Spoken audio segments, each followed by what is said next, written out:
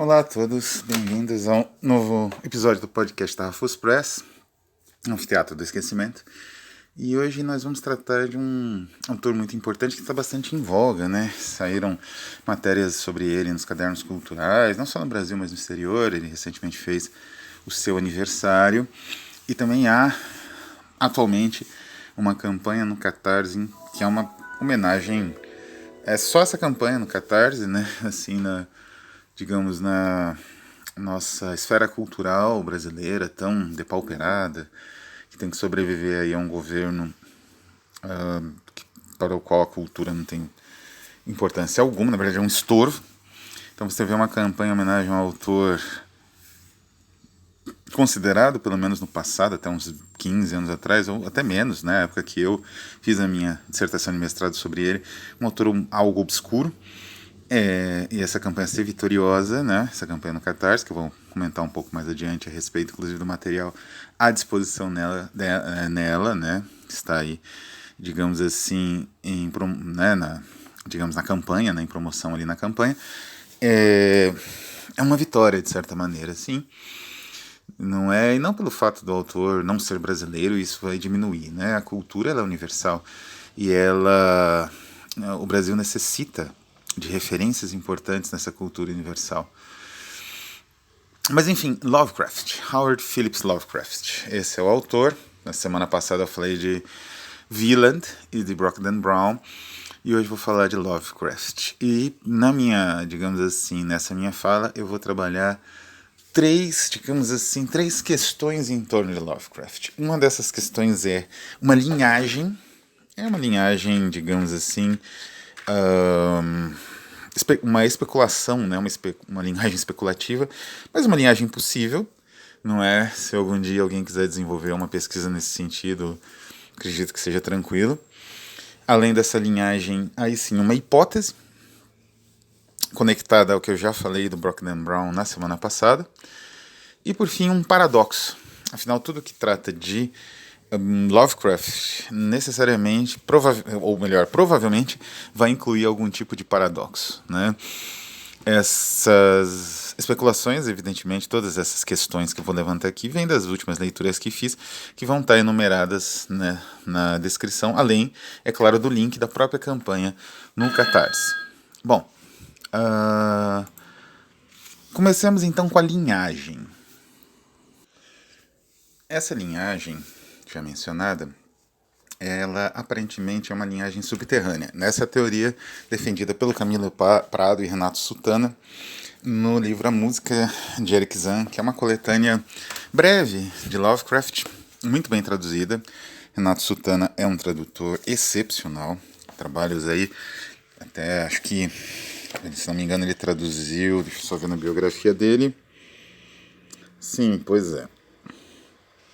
Ele traduz muita poesia, não é? Ele traduziu o próprio Lovecraft, né? Enfim, é um autor também, né? Porque também ele é poeta e um tradutor de muita habilidade e muitos recursos. E o Sutana e o Prado, eles defendem essa ideia. E de fato, se nós observarmos a história da literatura americana na sua superfície, parece exatamente isso. Nós vamos ter, assim, autores como um Melville, não é? Com narrativas como Billy Budd ou Bartleby, o escrevente, que são joias de um realismo, digamos assim, humanístico, né? Um realismo não exatamente psicológico e nem um realismo social, embora haja elementos, né, nesses dois contos, né, novelas quase, né, provavelmente trariam nessa categoria tanto Bartleby quanto Billy Budd, que são duas narrativas espetaculares, são as primeiras que me vêm à mente quando eu penso na grande tradição da narrativa realista estadunidense. Mas há outros autores, Theodore Dreiser, Uma Tragédia Americana, um livro que tem um tal elemento realista que o próprio Eisenstein queria fazer a sua versão anticapitalista, né, em cinema. Acabou indo para o cinema de fato, se não me engano o diretor é o Wallace Stevens, com o acho que é o Liz Taylor, enfim, né? Outros autores como Frank Norris, né, como McTeague, já uma obra já mais de um realismo social mesmo. Enfim, não é? sucessivamente até autores como de grande relevância e até um certo pé no gótico, mas enfim, numa formulação de gótico um pouco diferente, embora ainda de certa maneira não muito distante dessa tradição subterrânea, como Tennessee Williams ou William Faulkner ou mesmo Carson McCullers. De qualquer maneira, é uma tradição, né, até chegar a Tom Wolfe e outros autores assim. É uma tradição aparentemente realista, uma grande tradição realista, com realismo. Steinbeck, né, também é um autor que entraria também nessa, digamos assim, nessa tradição, ou o próprio Hemingway. É uma tradição de realismo diferente do realismo russo, que tem ali um sentido mais psicológico. É um realismo, como eu falei, mais humanista, que não foge das questões nem sociais nem psicológicas, mas que tem um outro viés e uma outra formulação estética a partir da elaboração discursiva da narrativa, né? De fato, Lovecraft ou o próprio Poe são alheios a um pouco a essa tradição. Eles tentam desenvolver, na verdade, uma rejeição dessa tradição.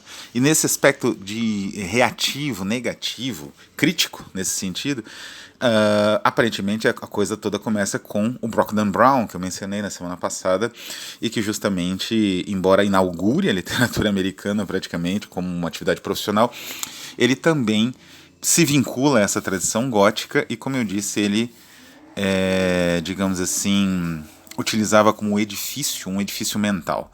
Não existem ruínas, não existem edificações, não existem fortalezas, não existe uma configuração física para essa, digamos assim, convulsão mental da narrativa gótica. O Brockden Brown, a grande descoberta dele foi, digamos assim, encontrar uma formulação mental, que é a concepção religiosa.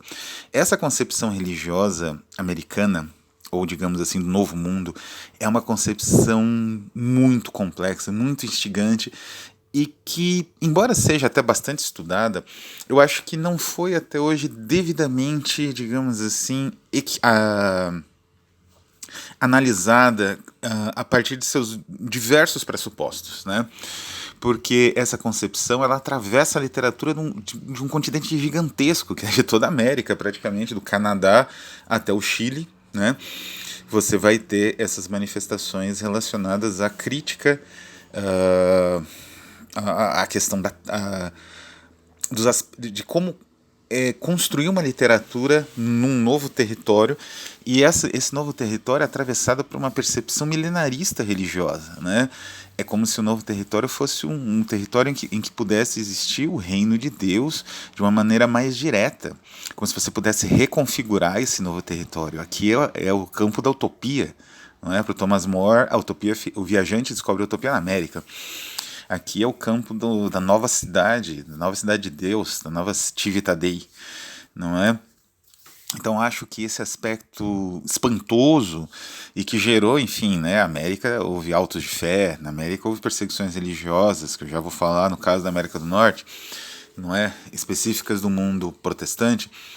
Então essa tentativa de, digamos assim, cercar esse novo mundo de um aspecto religioso milenarista correto, ou visto como correto, essa tentativa de construir uma utopia, isso ainda, digamos assim, eu não sei exatamente até que ponto existem análises mais, digamos assim, complexas. Todorov realizou uma, o Aguirre, né, a Cólera dos Deuses, que também é um livro, do Herzog, é um trabalho estético brilhante a respeito disso, né, dessa tentação do novo mundo.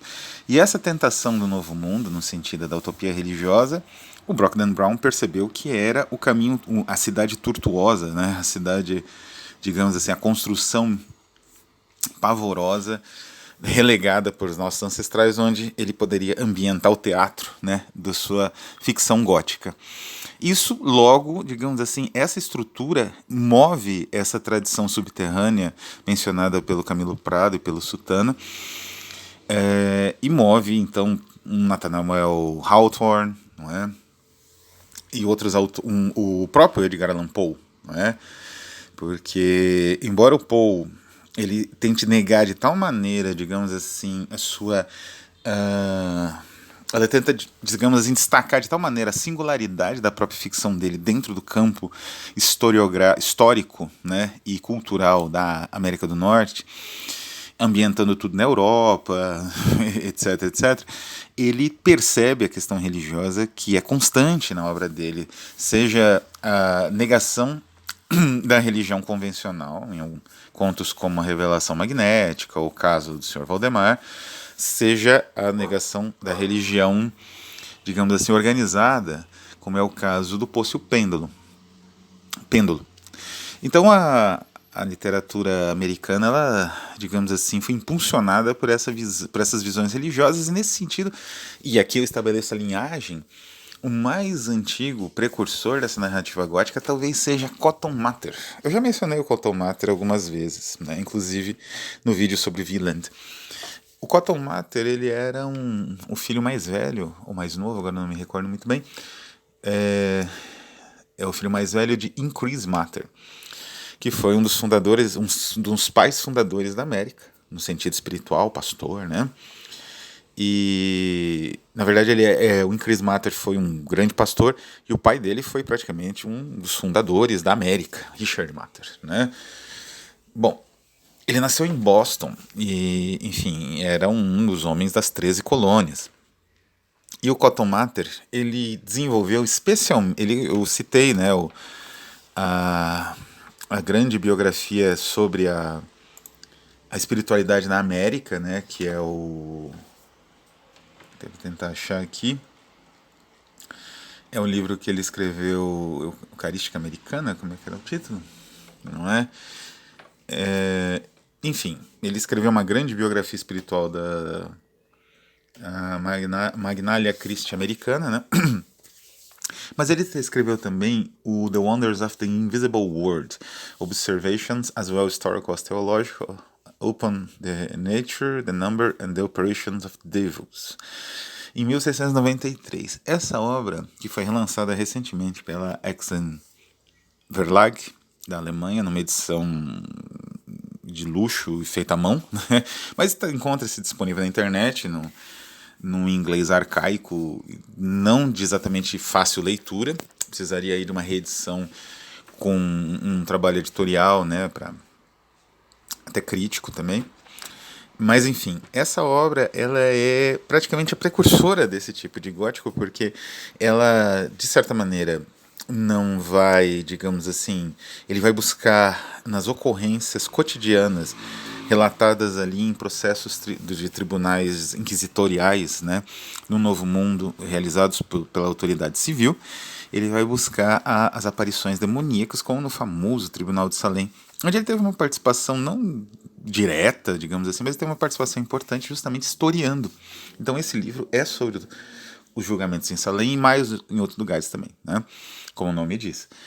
E por outro lado, ele vai fazer um trabalho racional, um trabalho dentro da chamada pneumatologia, que era justamente uma ciência barroca, bizarra, como quase tudo do barroco, especializada na descrição dos espíritos, daquilo que é imaterial.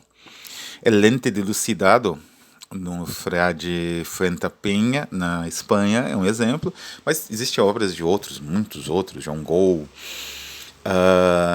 Joseph Glanville, que é bastante famoso, eu menciono na minha dissertação de mestrado, Richard Baxter, enfim, vários outros trabalharam como Mather na tentativa de descobrir na tessitura da realidade digamos assim, a estruturação de um universo espiritual fervilhante, não é?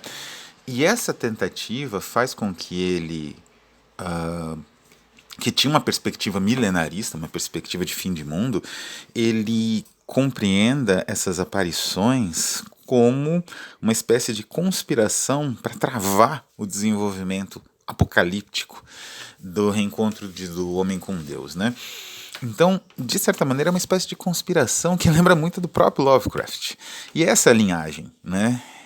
Cotton Mather, ele inaugurou, sem querer, através dos recursos de uma mente do século XVI, XVII, XVIII, ele inaugurou o gótico americano, de certa forma, não é? Essa não é a hipótese, como eu falei. A hipótese vai num outro sentido. A hipótese é justamente a de que Lovecraft, ele que era leitor de Cotton Mather, né? Só um breve parênteses a respeito do Cotton Mather. Provavelmente, na minha opinião, e que eu senti assim, o melhor romance do Philip K. Dick, cita diretamente o Cotton Mather também, é um homem de grande importância na cultura americana.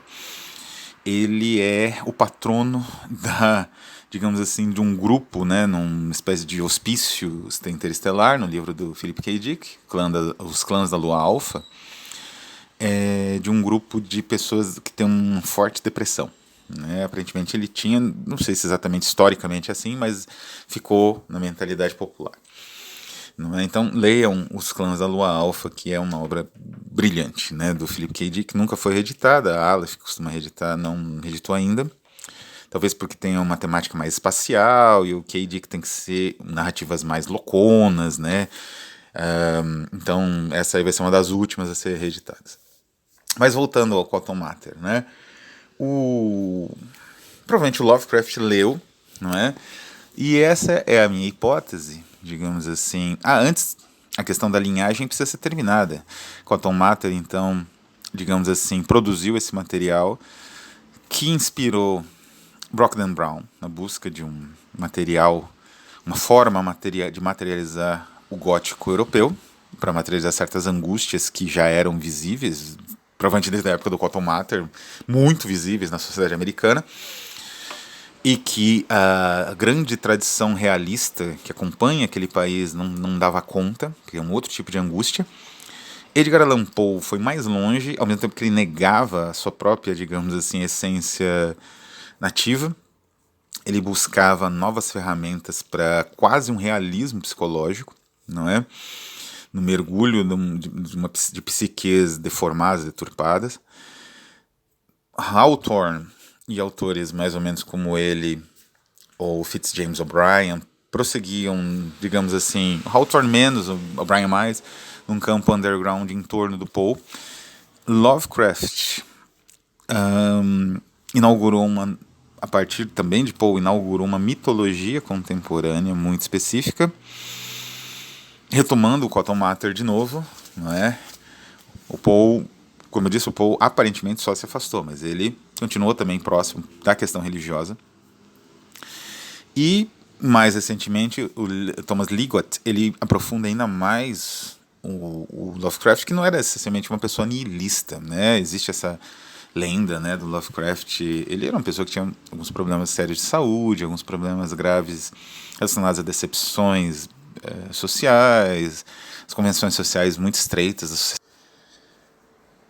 Pois bem, a hipótese é que justamente o Lovecraft, ele se valeu, né, e desses material, que o niilismo dele, como eu falei, na linhagem, o Liggett, ele, que vem depois do Lovecraft, né, ele mergulhou muito mais no niilismo do que o próprio autor, né? O Lovecraft ele tem uma certa fama de nihilista, mas as narrativas dele não indicam isso, né? As narrativas dele têm um final de solução, não é? A extinção ronda, mas não é muito mais diferente do que certas narrativas ali de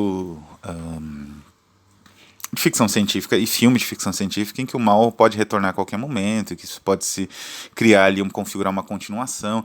Era uma espécie de recurso da literatura pulp, e que ele já inaugurou com certa antecedência, né, com o pioneirismo, e isso não necessariamente indica um niilismo, né? São poucas narrativas dele realmente nihilistas, né, do Lovecraft.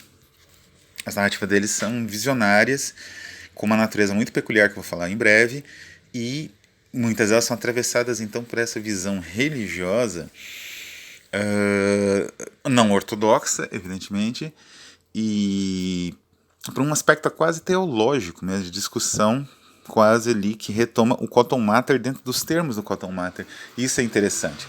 O niilismo mesmo a gente vai ver com o Thomas Liggett já na nossa época, que seria desses autores como o próprio Brockden Brown, Poe, o Lovecraft e o Liggett, né, são autores que ultrapassam as dimensões que o Camilo Prado e o Sutana chamam de underground cultural, né? Eles ultrapassam aquela esfera do realismo americano mais convencional, que é o que vemos nos filmes de drama, melodrama, mesmo comédia, é o que vemos nas séries. Esse realismo cinematográfico é moldado do realismo literário americano.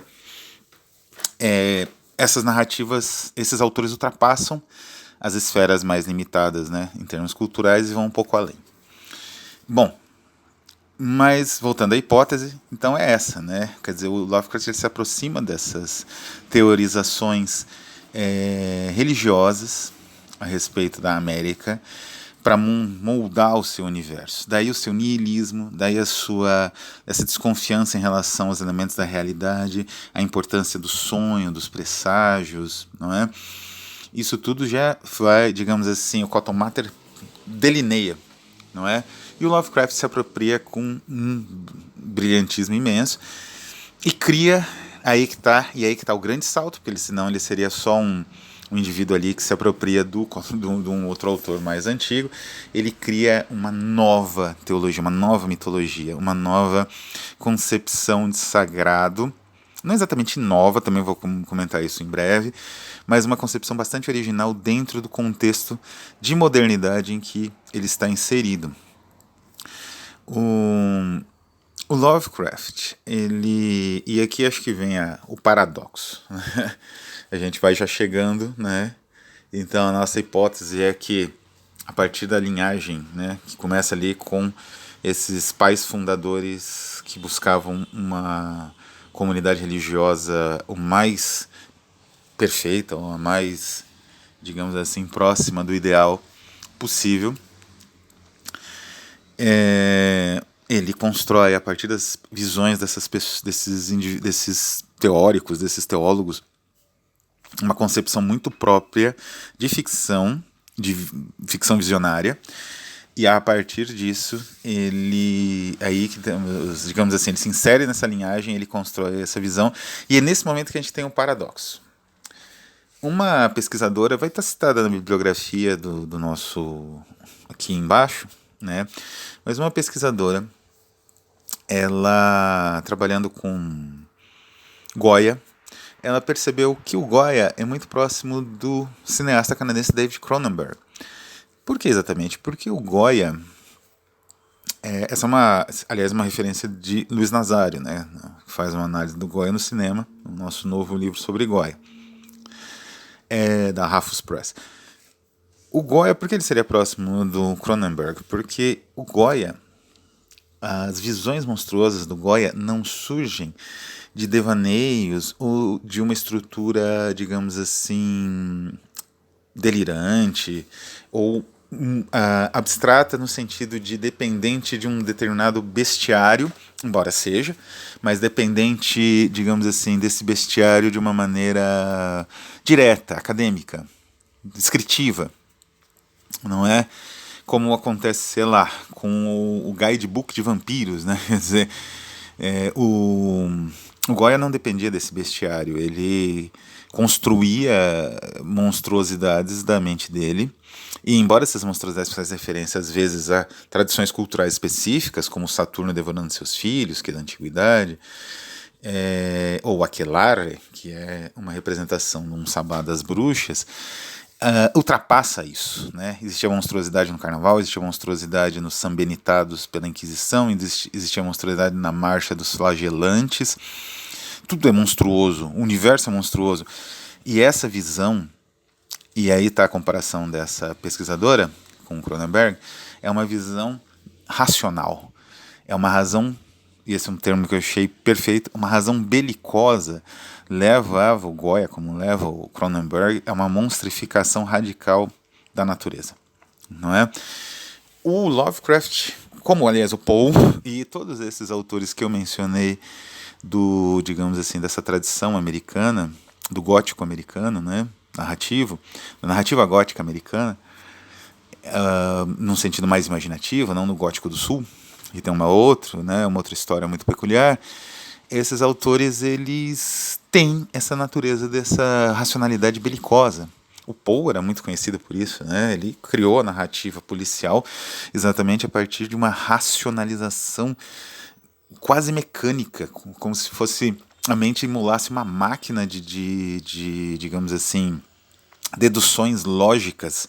Ao mesmo tempo, essa lógica não era uma lógica matemática, mas uma lógica imaginativa de preenchimento de lacunas, né, dentro de uma narrativa ou dentro de uma estrutura de jogo. E isso é brilhante, né? Então essa tradição persiste no Lovecraft. A razão do Lovecraft é belicosa. Em nenhum momento ele se aproxima do Quantum Matter no sentido religioso. Ele não busca refazer uma utopia religiosa baseada nos mesmos princípios cristãos dos peregrinos americanos, né? Peregrinos da Nova Inglaterra. E aí, né, a razão belicosa dele cria monstros absolutos, monstros de uma antiguidade espantosa, não, digamos assim, que ultrapassam a própria possibilidade de racionalização humana, porque é uma racionalização baseada em conceitos prévios determinados e no senso comum, não é? O que o Lovecraft então prevê são entidades que ultrapassam, escapam do senso comum e que a nossa racionalidade não consegue sintetizar, não é? Naquela linguagem às vezes um pouco excessiva, né, cheia de adjetivações e tal, ele tentou construir essa concepção que, de fato, muitas vezes ele se dá melhor nesse sentido na produção poética, que é justamente construir um ser que você consegue perceber com horror absoluto, porque ele rompe todas as ligações lógicas possíveis, mas você não consegue descrever. É como se ele fosse, de certa maneira, invisível, porque o seu cérebro não consegue processá-lo. Então, essa concepção não é resultado de uma razão extremamente belicosa que, e aí a gente chega no paradoxo, né? A razão belicosa, ela se debruça na religião, não é? E no caso do Lovecraft é uma religião da aniquilação, né? Porque é como se as crenças humanas e a própria razão humana elas fossem uma camada que mantivesse a nossa sanidade e o universo fosse a pura entropia, a insanidade, não é? Parece uma mensagem terrível, mas ela, como eu disse, ela não é necessariamente inédita. O escritor contemporâneo americano, que aliás está dentro de uma tradição mais realista, o Michael Chabon, ele escreveu alguns anos atrás o prefácio para uma edição lindíssima lançada pela...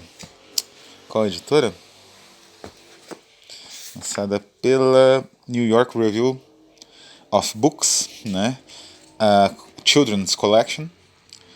New York Reviews Book é uma editora excepcional americana, com um catálogo de obras assim quase sempre imperdíveis e mundiais de autores de grande renome ou grande relevância menos conhecidos. Neste caso, que é uma obra infantil, seriam o livro dos Daulaire, que os Daulaire eram dois ilustradores, um casal de ilustradores que trabalhou em mitos. E eram livros de mitos para crianças, né, que caíram um pouco de esquecimento e foram resgatados por conta da imaginação gráfica extraordinária, né, feita ali parece numa aquarela com lápis, né, desses dois artistas. E no livro dos mitos nórdicos, né, Norse Myths, quem faz a introdução é o Chabon. E ele comenta a respeito de como era o mundo dos mitos nórdicos, que era um mundo de uma brutalidade absoluta, né? E que era um mundo em que os deuses eram mortais, mesmo os deuses morreriam numa grande conflagração e o mundo todo se extinguiria, não é? E o mundo seria com uma quantidade de gelo eterna. Talvez houvesse nessa visão algo da própria concepção cultural deles relacionada à natureza que eles enfrentavam, que era uma natureza áspera, uma natureza não é difícil digamos assim, eles não conseguiam submeter essa natureza com tanta facilidade como os gregos, que foi uma civilização que floresceu num universo, do ponto de vista natural, perfeito para o florescimento da civilização. Mas os nórdicos tinham que enfrentar um frio gigantesco, né? E isso fez com que as mitos religiosos deles tivessem essa, digamos, nuance nihilista e uma nuance terrível, não é? Que o livro traz bem, ele ilustra muito bem isso. Então, de certa forma, o Lovecraft, como eu disse, o niilismo do Lovecraft é muito mais um negativismo crítico, não é? Uma maneira crítica de entender a realidade a partir dos pressupostos religiosos e míticos estabelecidos que ele vai subvertendo. Embora essa subversão seja radical, ela não é, como eu disse, absoluta. Não é o puro desespero. Não é? De certa maneira, a própria noção que você tem uma realidade superficial, mas reconfortante, já é reconfortante e já, de certa maneira, anula os fantasmas dos universos mais antigos e tudo mais, né? Por isso, contos dele, como A Cor que Caiu do Céu, recentemente adaptado para o cinema, é que chegam mais perto do nihilismo, porque você está diante de um elemento quase alucinatório, lisérgico, que é uma cor, né? É uma nuance de luz, uma nuance que recobre as superfícies, que é ameaçadora, né? Mas, enfim, essa noção, então, mitológica do Lovecraft, que tem uma linhagem, né, da qual a gente depreendeu uma hipótese, e que constitui um paradoxo, a racionalidade que se debruça sobre a fé, um paradoxo usual, porque, como eu disse, o próprio Goya, né, fazia isso, e outros adeptos da razão belicosa, né, a autora do ensaio, ela identifica, por exemplo, a própria Mary Shelley ou Sófocles, né, eram indivíduos que dentro de um universo religioso tinham essa razão belicosa agindo contra os princípios desse universo religioso, né, sem necessariamente negá-lo completamente, né? Era um trabalho subversivo que o Lovecraft também assumiu da sua maneira no universo histórico e cultural ao qual ele pertencia. Todos esses elementos dessa discussão, na verdade, como eu disse, foram suscitados pela leitura do livro do Caio Bezarias, né? Que vai estar aqui, como eu disse, ele está atualmente em campanha no Catarse, né? É uma obra de referência, bastante importante, é uma obra que eu diria ser de leitura obrigatória para os estudiosos, né, não só de Lovecraft, né, mas os estudiosos em geral das relações entre mitologia e literatura, não é? Justamente uma mitologia Lovecraftiana. E essas minhas elucubrações, o Bezarias ele trabalha também de uma outra maneira, com bastante eficácia, de maneira bem mais sintética, né? E num caminho crítico, o que é o principal, creio, né? O reconhecimento dessas estruturas, da riqueza, né, desses universos que o gótico americano suscitou desde a época do Brockden Brown até o Ligotti, passando evidentemente pelo Lovecraft, que é um grande nome no século XX, né, um nome que é inescapável, né, como eu falei, que ele ultrapassou ali a barreira, né, das limitações do realismo da sua época. Então a interpretação crítica é essencial para a gente não ficar limitado a uma espécie de repetição de loas a autores, ou então de análises sempre mais ou menos rasas em torno dos mesmos círculos temáticos e das questões dos antigos, ou se o Necronomicon existe ou não. Isso daí eu acho que já foi, né, isso tem que ser ultrapassado em prol de outras discussões exatamente que vão alimentar a nossa literatura fantástica e a nossa literatura, né, o nosso momento histórico, a nossa reflexão sobre o momento histórico, não é? Que é um momento histórico em que nos aproximamos perigosamente da extinção, em todos os sentidos da civilização, da economia, não é? Essa extinção talvez seja até desejável, mas a gente precisa entender exatamente como são os mecanismos dela. E as narrativas do Lovecraft são interessantes quando tem uma interpretação crítica, digamos assim, um aparato crítico mais rico, porque elas permitem essa riqueza, não é? Então, leiam Caio Bezarias, vale a pena. E não é, quer dizer, quando for lançar a edição do Lovecraft, embora tenha uma edição aí esgotada, né, mas leia essa tem, digamos assim, está atualizada e tudo mais. Mas vamos discutir Lovecraft, né, é um autor aí que está na moda no momento, e eu tento fornecer alguns elementos assim que podem ser úteis nessa discussão. Vou ficando por aqui, como sempre deixam aí, comentem sempre que for possível. Os livros mencionados, né, que eu mencionei, vão estar na bibliografia aqui embaixo na descrição do vídeo. Então é isso, vou ficando por aqui, um abraço e até a próxima.